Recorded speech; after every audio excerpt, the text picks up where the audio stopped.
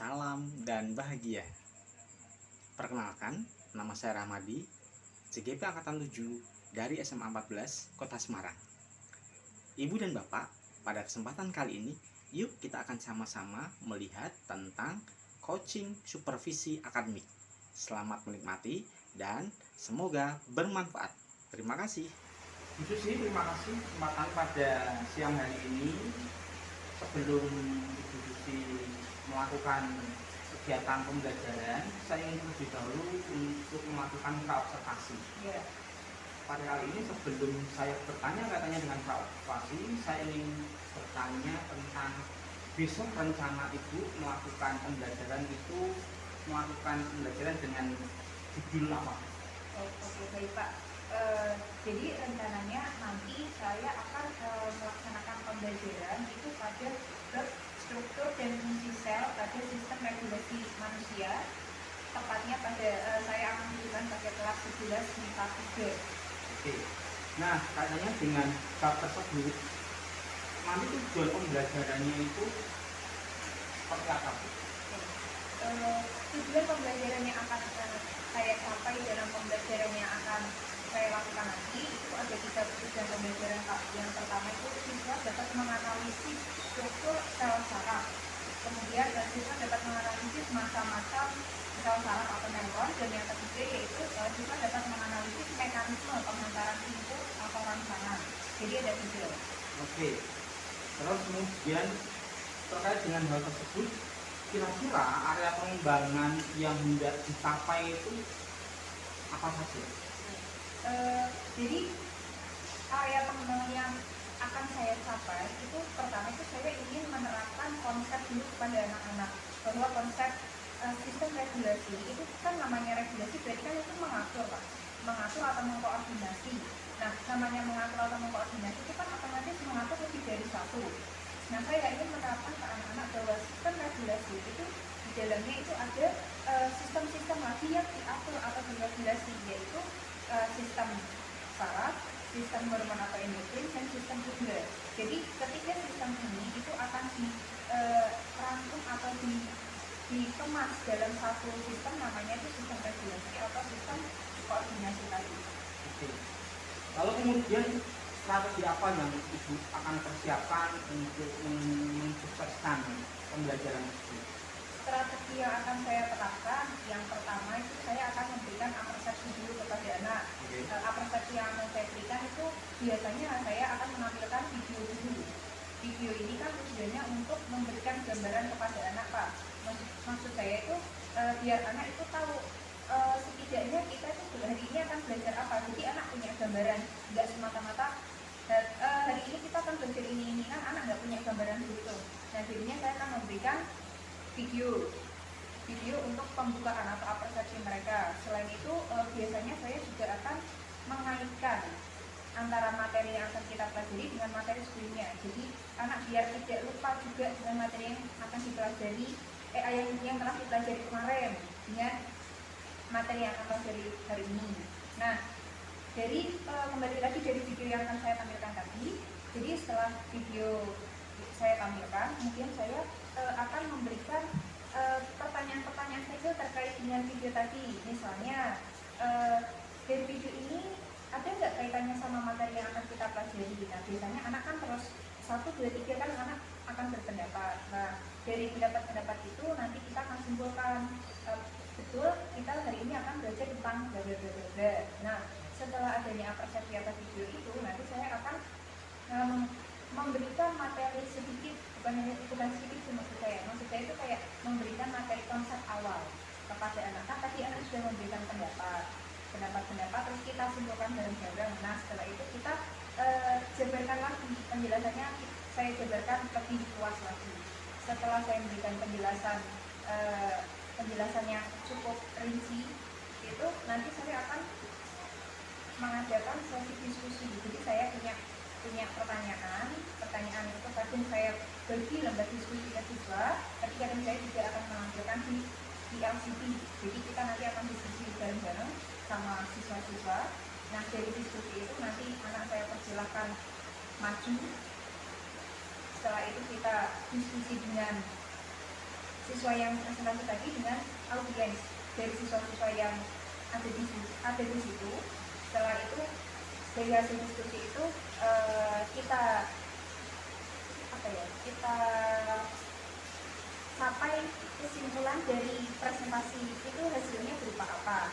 Nah, setelah itu jadi kita punya kesimpulan kita belajar apa pada hari itu. Oke. Ya, kalau tadi saya lihat terkait dengan apa yang sudah dilakukan mulai dari tujuan pembelajaran, lalu kemudian terkait dengan area yang akan dicapai dan strategi yang dicapai. Kalau dari sini saya mencatat bahwa apa yang sudah dilakukan itu sudah untuk sistematis, lalu kemudian terstruktur dan cukup detail. Saya lihat bagus, menarik. Harapan saya ini nanti bisa dilaksanakan sesuai dengan impian, harapan yang Ibu sudah rencanakan. Nah, oleh sebab itu saya ingin minta juga Ibu untuk bisa menandatangani dulu terkait dengan kegiatan observasi yang sudah kita lakukan. Ini sudah saya catat, silakan.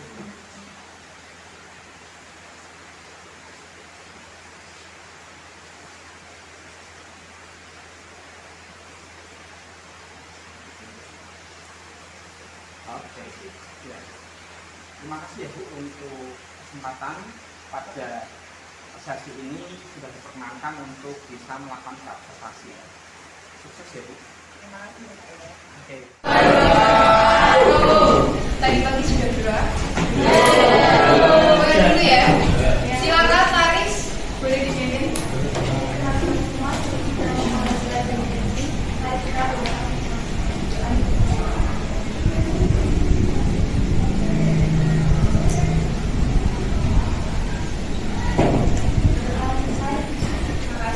Kakimu dong, kakimu, ayo diturunkan.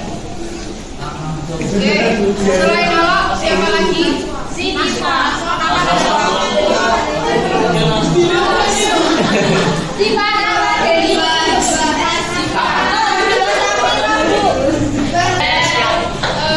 bertanya dulu, apakah kalian masih ingat atau tidak materi sebelumnya? Sebelum sistem koordinasi ini kira-kira kita kemarin belajar tentang bab apa? Sistem ekspresi. Apa yang kita pelajari?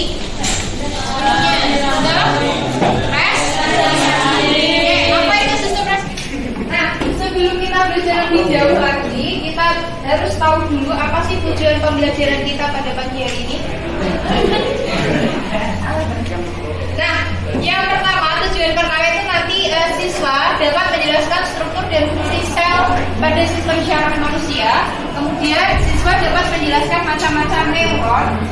Siswa dapat menganalisis mekanisme pengantaran impuls, dan siswa dapat menganalisis gerak sadar dan gerak refleks. Ini kita mengatakan dia pernah merasakan jatuh cinta. Kira-kira apa yang kamu rasakan saat kamu merasakan jatuh cinta atau saat kamu dekat dengan orang yang kamu suka? Apa yang kamu rasakan Riko pertama? Biasa. Oh, kira deh. Jadi perasaan suka yang timbul saat kita dekat dengan orang yang kita suka, deg-degan ataupun kita keringat dingin, itu tuh merupakan kerja atau peran dari sistem koordinasi atau sistem regulasi. Jadi lebih bahagia. Tahukah teman-teman kenapa hal tersebut bisa terjadi? Hal tersebut terjadi karena saat jatuh cinta, hormon dopamin yang dihasilkan otak akan bekerja maksimal, sehingga segala hal di sekitar kita terasa lebih menyenangkan. Tadi yang pertama itu ada syaraf, terus ada hormon, dan yang terakhir adalah organ atau sistem indera. Jadi pada bab ini sistem koordinasi ini nanti kita akan belajar 3 subbab ini berkaitan dengan tadi. Kenapa kita bisa selalu Dewi ya? Karena adanya 3 rak ini. Silakan kalian diskusinya sama teman sebangku saja. Kalau mandiri silakan bisa bergabung dengan temannya yang berdua. Terima kasih.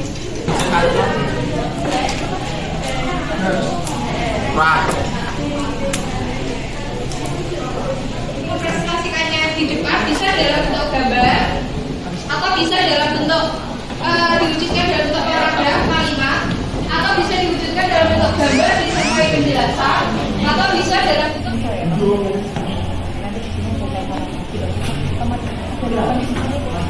ada celah di sini otomatis nanti di sini ada kepalanya, nanti ada diameternya ini naik hubungan antara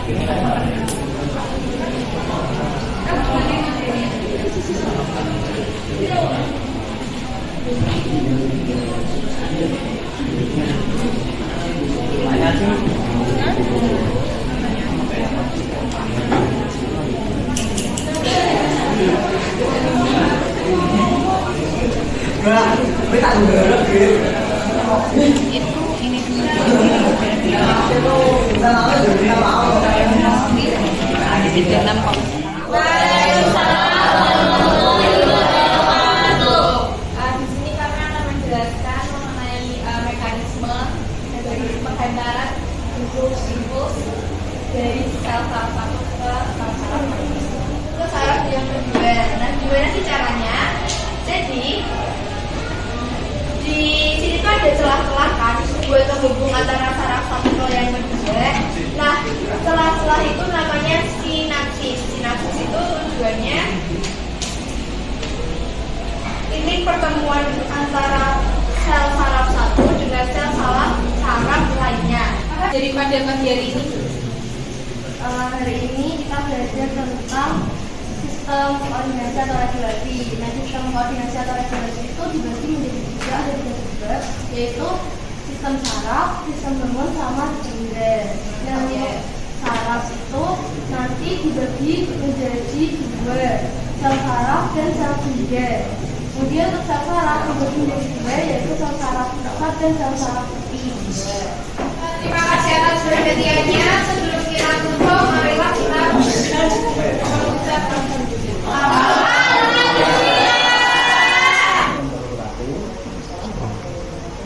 selamat siang Bu Susi. Kemarin kita sudah melakukan observasi, lalu kemudian saya lihat setelah observasi itu sudah dilaksanakan. Nah, di sini dari apa yang sudah dilakukan tentang tadi observasi, lalu kemudian sekarang kita akan mencoba ngobrol sejenak terkait dengan hal ini. Kira-kira apa sih yang Ibu ingin harapkan kaitannya dengan pasca observasi ini?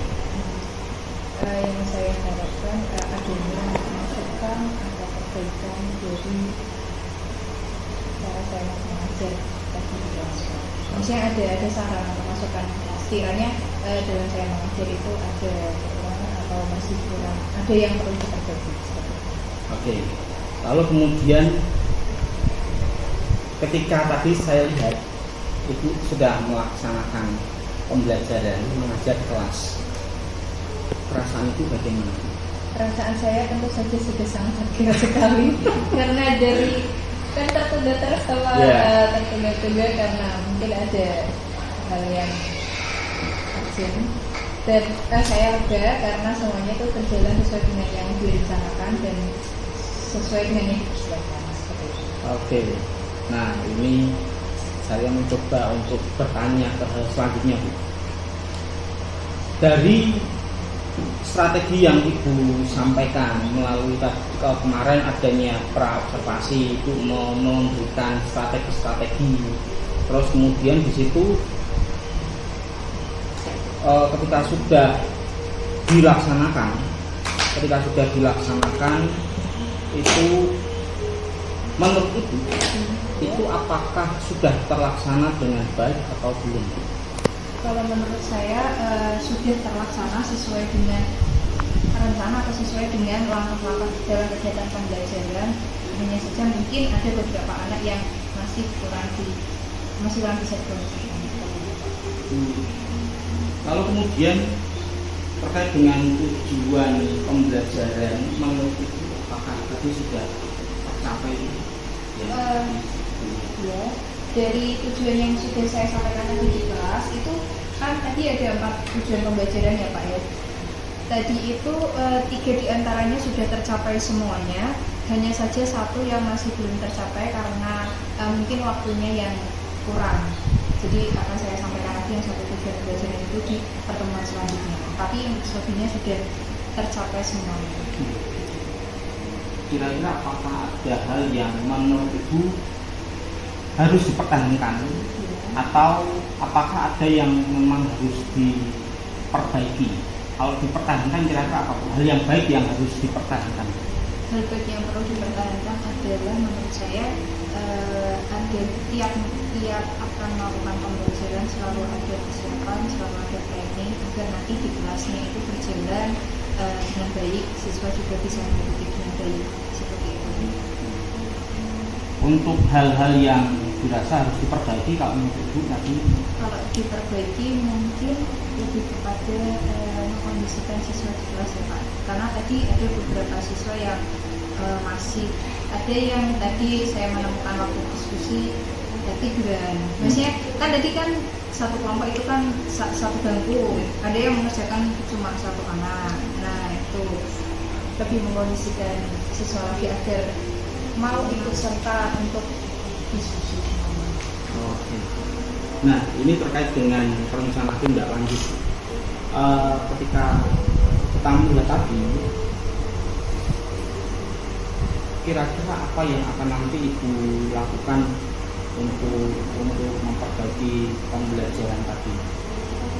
Untuk memperbaiki pembelajaran tadi, menurut saya lebih kepada kan otomatis saya pengen memperbaiki ya Pak. Memperbaikinya itu saya lebih langsung, maksudnya lebih banyak berinteraksi dengan siswa agar siswa itu tertarik, maksudnya antusias terhadap apa yang saya instruksikan. Jadi tidak seenaknya sendiri atau tidak bahkan malah pikiran. Itu yang mungkin perlu. Nah, ini gini Bu, kalau kita berbicara masalah tanggung jawab, masalah ini apa? Ya tanggung jawab atau komitmen. Terkait dengan tadi rencana-rencana yang Ibu sudah sebutkan, itu kira-kira kapan Ibu akan melaksanakan kaitannya dengan rencana dia? Kalau itu ya setiap kali saya melakukan pembelajaran memang harus dilaksanakan. Maksudnya setiap ada pembelajaran harus selalu dilakukan perbaikan. Oke. Terus untuk mensukseskan itu kira-kira siapa saja yang akan Ibu libatkan untuk mensukseskan keberhasilan saat itu mengajar? Ya tentu saja adanya kolaborasi dengan Bapak Ibu guru yang lain, baik yang satu novel maupun yang beda novel. Kemudian dari siswa itu sendiri kan Pak, dari siswa itu sendiri juga mendukung keberhasilan. Kemudian tentu saja dari Bapak Ibu secara. Nah, dari ini pertemuan ini menurut apakah ada yang masih mengganjal? Kalau mengganjal sebenarnya tidak Pak, cuma hanya tadi saja yang hanya ada beberapa siswa yang kurang. Oke. Nah, kalau misalkan terkait dengan rencana pengembangan diri, dari perencanaan itu yang Ibu sudah sampaikan, kira-kira ada aktivitas apa untuk pengembangan diri yang Ibu mau fokuskan? Kita melihat dari ini. Iya. Yang mau saya fokuskan itu lebih kepada keterampilan siswanya Pak. Oke. Keterampilan siswa. Bisa diceritakan secara spesifik untuk keterampilannya seperti apa? Keterampilannya itu dari bidang IT, terus keterampilan berpikir dan keterampilan mengungkapkan pendapat. Jadi 3 itu yang saya fokuskan. Lalu kemudian tujuan yang ingin dicapai untuk kegiatan itu? tujuan yang ingin saya capai itu adalah ketika siswa itu memiliki keterampilan mengemukakan pendapat. Tadi kan ada 3 tuh Pak. Keterampilan mengemukakan pendapat, tujuan saya itu jadi siswa itu lebih sering untuk misalnya saya dalam pembelajaran memberikan pertanyaan-pertanyaan pemancing. Jadi mereka itu selalu responsif. Jadi tidak hanya diam saja. Jadi selalu aktif biar selalu hidup gitu loh Pak. Nah, kalau keterampilan berpikir agar siswanya itu agar menciptakan siswa yang tidak hanya menjaga materi dari guru ya gitu. Terus kalau bidang IT jelas sesuai dengan seiring perkembangan zaman kan IT harus dikuasai bagi setiap siswa. Apalagi kan mereka masih umur yang gampang untuk menerima sesuatu. Lalu kemudian ukuran keberhasilannya itu ibu punya dari mana? Ukuran keberhasilannya dari apabila nanti saya memberikan suatu pertanyaan di kelas itu tanpa saya harus menunjuk anak ini untuk ayo silakan dijawab pertanyaan diri saya, tanpa harus saya menunjuk itu mereka udah langsung bisa mengkondisikan diri untuk menggunakan pendapat mereka tanpa harus saya suruh. Berarti dengan kata lain ada kesadaran diri penuh dari murid gitu ya, untuk dia bisa menjawab tanpa harus tunjuk, tanpa harus paksa. Nah, lalu kemudian kalau katanya dengan daya dukung, dukungan apa yang ibu inginkan, harapkan agar semuanya itu bisa terrealisasi dengan baik? Daya dukung lebih kepada kondisi kelas, baik kondisi fasilitas yang cukup memadai agar pembelajaran itu dapat berlangsung dengan baik. Oke. Nah, untuk hal itu, maka kan di sini kan ibu tentunya harus melibatkan. Nah, dalam hal ini siapa saja yang ibu akan libatkan untuk mensukseskan kegiatan KPM yang ibu akan laksanakan? Saja tadi sisanya. Guru tadi mungkin saya bisa berkolaborasi dengan mapel, kan di sini guru mapel biologi kan dari satu Pak ya. Bisa berkolaborasi, bisa berdiskusi. Untuk terkait hal itu semua Bu, itu waktu kita berbicara waktu itu kira-kira kapan Bu ibu akan melakukan itu? Disesuaikan dengan pertemuan. Ya secepatnya, maksudnya setiap pertemuan, setiap ada masuk kelas lah Pak. Dalam waktu dikatakan sendiri. Ya. Nah, dari semuanya ini Bu, kira-kira apa yang ibu sudah rasakan sekarang ini? Saya rasakan saya sudah lega, senang, dan meskipun masih ada beberapa perbaikan yang harus saya lakukan. Ya, untuk hal ini mulai dari pra-observasi, lalu kemudian dari observasi sampai ke pasca observasi di sini. Dalam hal ini saya tidak bermaksud untuk menggurui. Dalam hal ini itu saya hanya sekedar untuk menuntun ibu untuk ibu bisa mendalami, untuk ibu bisa mengetahui ketika ada masalah, ketika ada kendala. Tentunya di sini itulah yang bisa menjawab semuanya itu dan bisa memutuskan keputusan dari diri sendiri. Dan saya sangat senang sekali pada sesi kali ini saya bisa belajar dari ibu terkait dengan bagaimana mengajar. Tentunya kesempatan ini sangat berharga sekali buat saya, dan harapan saya suatu saat bisa belajar lagi dari ibu, berbagi pengalaman tentang bagaimana mengajar, terus kemudian strategi apa yang bisa diterapkan, lalu kemudian bagaimana cara menanganinya. Itu tentunya sangat bermanfaat sekali buat saya. Ya, terima kasih untuk kesempatannya. Sama-sama Pak. Oke. Juga menambah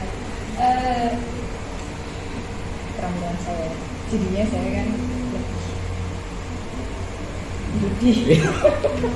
Oke, ya terima kasih ya Bu. Ya, terima sama-sama ya Pak.